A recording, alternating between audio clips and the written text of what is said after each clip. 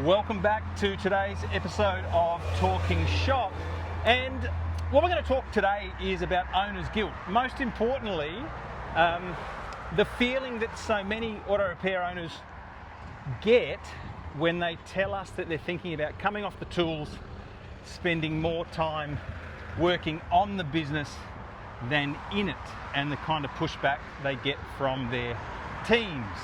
Rach, tell us a bit about owner guilt. Well, I think that first of all, it's just really important to acknowledge that you're feeling something, and the guilt is actually fear.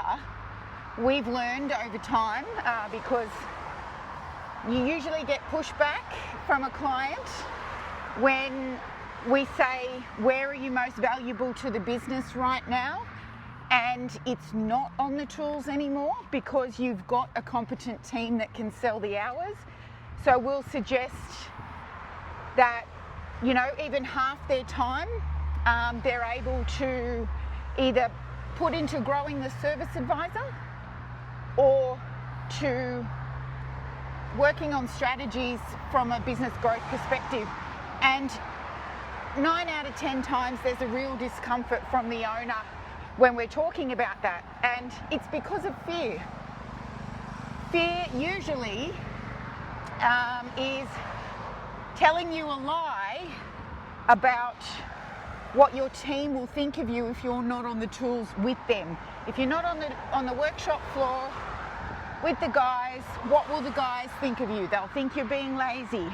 They'll think that they're doing all the work and you're just growing your bank account. Now, you might have someone on your team who reacts like that, but guess what?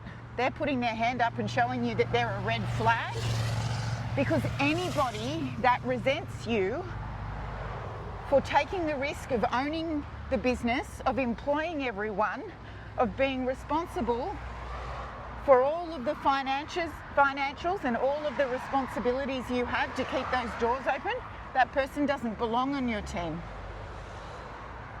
Now, this is all assuming that you're a decent leader.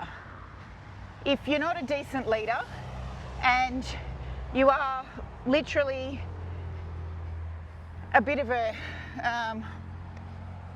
what's the word I can use, Dean? Dictator? Yeah, a bit of a dictator, and it's your way or the highway.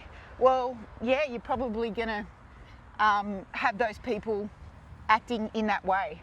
But you're here, you're watching this, we're going to assume you're not like that. So what we're doing here is just overcoming a fear that isn't actually the truth, but it's just something that we have to work through. So the way of looking at it that we've found most useful for these 9 out of 10 clients that have this uncomfortable feeling when it's time for them to be on the tools less or to move out of it altogether, it's about thinking about where your value lies in the business. Now, if it was still selling hours on the floor, then you would stay on the floor. But we're moving beyond that. So your job is to make sure that your business can operate with or without you. Now, if it can't operate without you selling hours at the moment, well, then you'd look into why. What system's failing? What experience are we missing off the floor?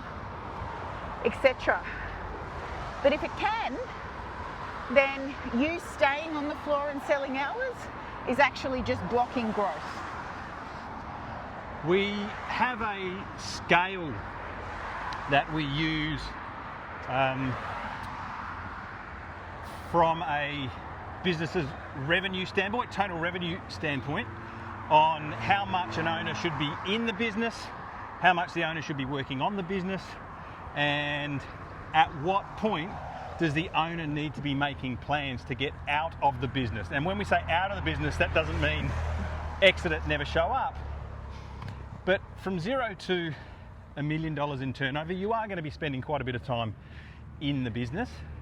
Between 1 mil to 1.5 mil in total turnover per year, you need to be spending more of your time working on the business systems, performance, KPIs, benchmarks. And above 1.5 million, you need to be making plans to get out, having people in middle management roles that actually execute your strategy, your vision for how the business is going to run, whether you're there or not. And what I've heard most from the owners around that guilt, the fear is that they're not as useful as they once were. So absolutely, when Rach says there's a fear there, the most common reason for that is, well, if I'm not on the tools, I'm not as useful. Yeah, it's an identity, a fear around identity. Yeah, absolutely. And yet it is that jump, that push, that change that allows you to break through so many of the bottlenecks that we see in auto repair businesses, because all roads lead to the owner and no decisions get made unless they're around to make them, which ultimately just stalls business growth, stagnates operations, and sees you creating cash flow issues, performance issues, and training issues. So that's today's episode, Talking Shop, all about owner guilt. At some point in time, you've just got to bite the bullet, make the decision that where you are best placed to do your best work is actually working on the business and less in the business. We'll see you for the next episode of Talking Shop.